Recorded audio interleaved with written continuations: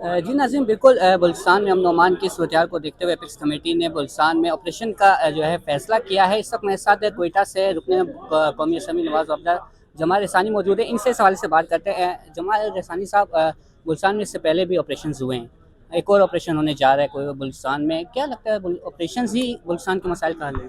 देखिए जी, ऑपरेशंस हल तो खैर नहीं है, लेकिन हमें चाहिए कि शॉर्ट टर्म, मिड टर्म पे और लॉन्ग टर्म पे हमें प्लान होनी चाहिए इसकी। शॉर्ट टर्म अगर हम कहें कि क्राइसिस मैनेजमेंट, इसमें हमें इंटेलिजेंट बेस जो आईबीओ हैं उनकी ज़रूरत है। और फिर उसके बाद हमारा आना चाहते हैं मिड टर्म के ऊपर। मिड टर्म पे होना चाहिए कि मिलिट्री विंग हमारा ऑपरेशन ही करता है, ठीक है जी। वो हुकूमत की, ठीक है, पार्शल काम है, लेकिन हुकूमत का जो मेन काम ये है कि एजुकेशन पे हम फोकस दें।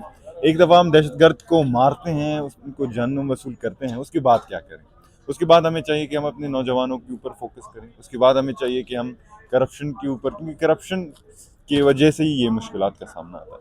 एजुकेशन पे फोकस करें। और साथ साथ जो हमारे से नाराज़ लोग हैं, जो कि पहाड़ों पे नहीं गए और अपने मुल्क में, अपने सूबे में रहकर आइन के दायरे में अपने जो लीगल इश्यूज़ है उसकी डिमांड कर रहे हैं, उनके साथ अपना रिलेशनशिप जो स्ट्रक्चर है उसके ऊपर भी काम कर रहे हैं। अच्छा, आईबीओस तो होते रहे बलूचिस्तान में, इससे पहले भी जितने ऑपरेशन हुए, हर ऑपरेशन के बाद हालात मज़ीद ख़राब हुए बलूचिस्तान के।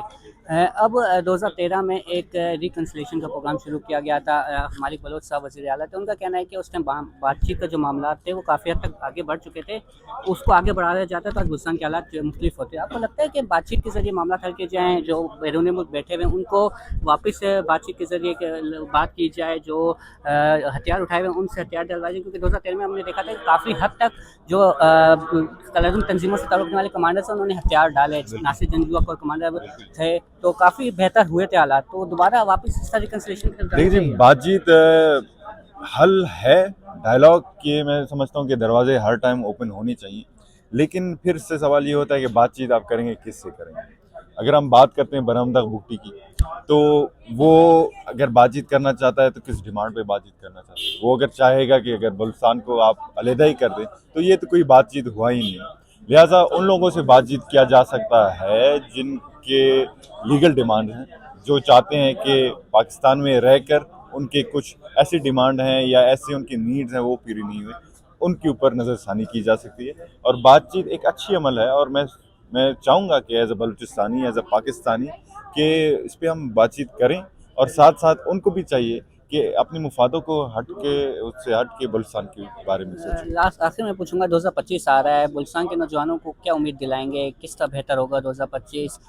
देखिए जी, बलूचिस्तान ने बहुत सफ़र किया है। जब से बलूचिस्तान वजूद में आया है, पाकिस्तान वजूद में आया है, हमने बहुत सफ़र किए। तारीख़ उठा के देख लें, हमारे बुज़ुर्गों ने कुर्बानियाँ दी हैं, हमारे नौजवानों ने कुर्बानियाँ दी हैं, हमारे स्टूडेंट्स ने, उस्ताज़ा ने कुर्बानियाँ दी हैं। तो मेरा पैगाम नौजवानों के लिए यही होगा कि इंशाअल्लाह ताला हम कोशिश करेंगे एज आ पार्लियामेंटेरियन, हम बलूचिस्तान की आवाज़ यहाँ तक पहुँचाएँ। लेकिन उनके ऊपर भी एक फ़र्ज़ होता है कि जिधर हम गलत हैं हमें पॉइंट आउट करें, मजाकिया तौर पे पॉइंट आउट ना करें, हमें सलूशन दें। हम पे तनकीद ज़रूर करें, लेकिन सलूशन दें, ताकि हम, क्योंकि कभी कभार हम तो अक्ल कुल नहीं हो सकते।